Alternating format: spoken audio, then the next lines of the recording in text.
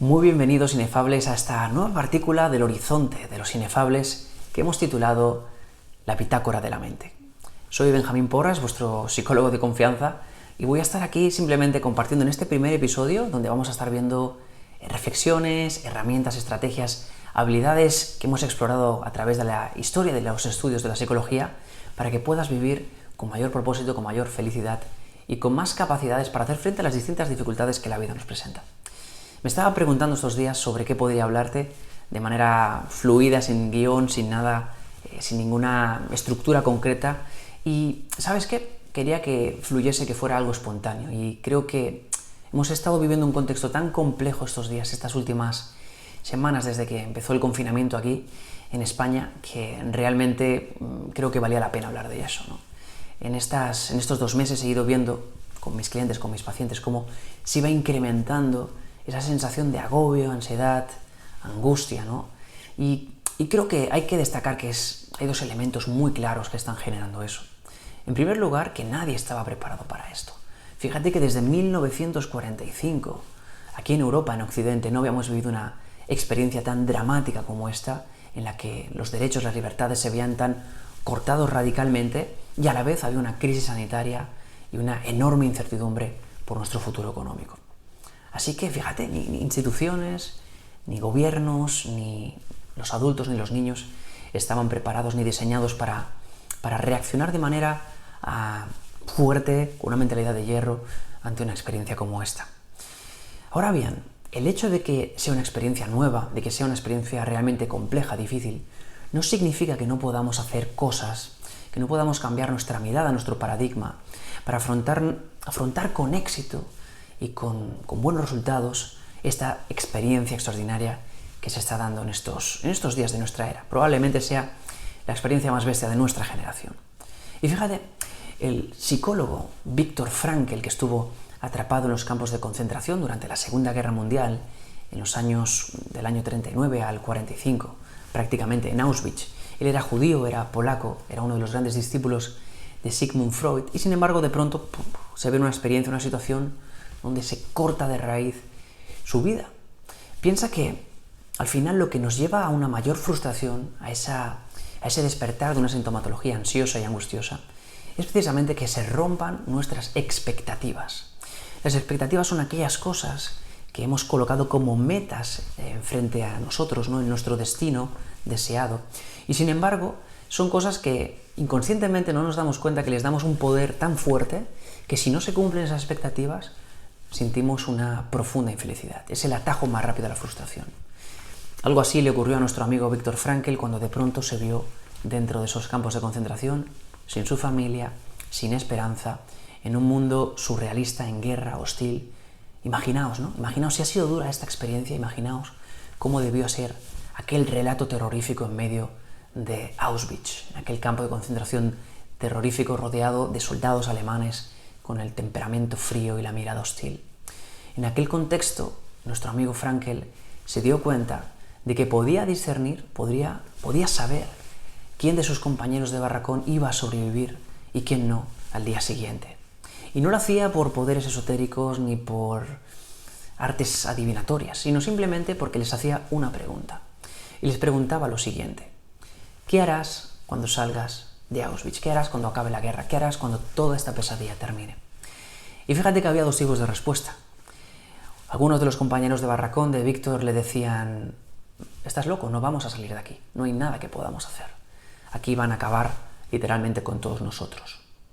Y fíjate que esas personas alicaídas, con la mirada perdida, iban poco a poco despersonalizándose, deshumanizándose y perdiendo toda esperanza de poder seguir adelante. Había un segundo tipo de personas, a las que cuando Víctor les preguntaba: ¿qué vas a hacer cuando salgas de aquí, cuando acabe la guerra? Esta gente le decía: mira, Víctor, seguro que ha quedado Varsovia derruida y yo sé construir, soy un buen paleta. Y además seguro que hay mujeres que han quedado viudas y les encantaría encontrarse con un hombre como yo y reconstruir de nuevo su vida. ¿Qué pasaría si de pronto, cuando yo salga de aquí, encuentro una mujer, creo una familia, me voy a un sitio maravilloso de esa Varsovia que necesita mano de obra para volver a reconstruirse? Esas personas, ese segundo tipo de personas, tenían un propósito más allá de lo que estaba ocurriendo en aquel momento.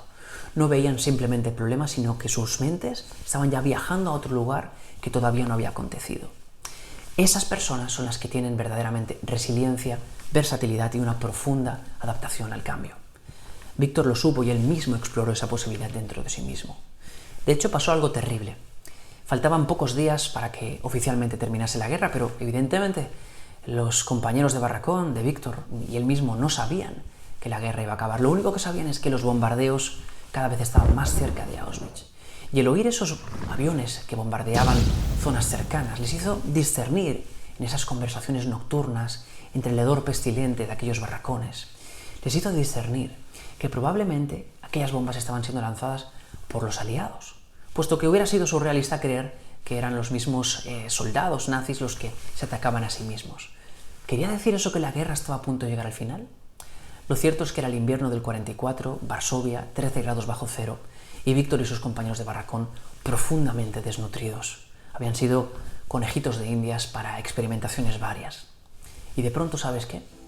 Vinieron los soldados alemanes que estaban con sudores fríos, con la mirada también muy perdida, muy preocupados entre ellos, muy angustiados, y les dijeron: «Subid al furgón». Víctor y el resto de compañeros, los pocos supervivientes que quedaban entonces, subieron al furgón sabiendo que cuando alguien subía a un furgón en esas condiciones probablemente era para ir a los hornos crematorios.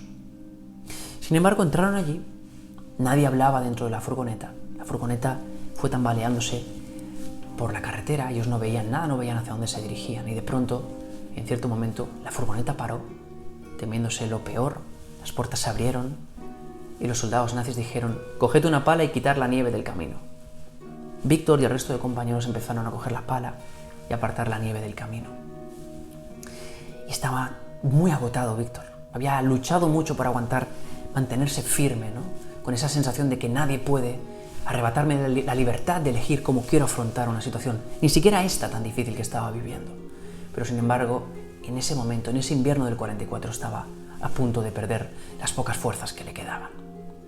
En cierto momento, sosteniendo la pala tembloroso, siente como que su energía se evade del cuerpo y en una última exhalación cae desplomado en la nieve. 13 grados bajo cero, un frío cruel. En ese momento empezó a perder el conocimiento sabiendo, teniendo la única certeza de que cuando tú perdías el conocimiento en medio de la nieve, era el fin. Lo había visto muchos otros compañeros en los inviernos anteriores. Sin embargo, en ese momento donde la fe estaba absolutamente perdida, Víctor vio una imagen en su mente.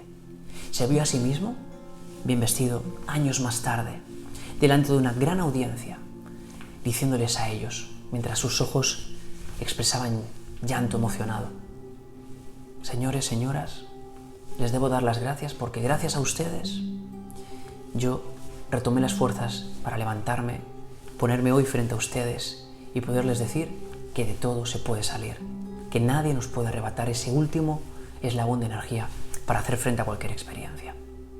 Esa visualización, esa visión oportuna hizo que Víctor cogiese un último ímpetu de fuerza, de esa fuerza que ya no existía, se colocase en pie y siguiese cavando prácticamente por una inercia autómata.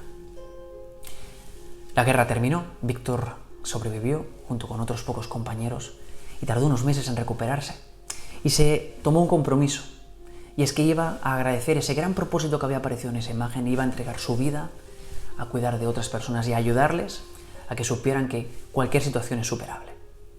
Y quería compartir contigo esta reflexión porque fíjate que en este contexto de pandemia, de gran incertidumbre, seguramente estés viviendo circunstancias que en tu mundo son las peores que puedan haber o son realmente difíciles, ¿no? A veces uno piensa, bueno, otro lo está pasando peor, pero en realidad cada uno en su experiencia subjetiva vive sus propios infiernos y sus propias batallas.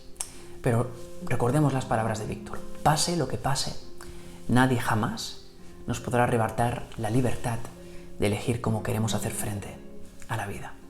Te envío un abrazo y nos vemos en la siguiente bitácora.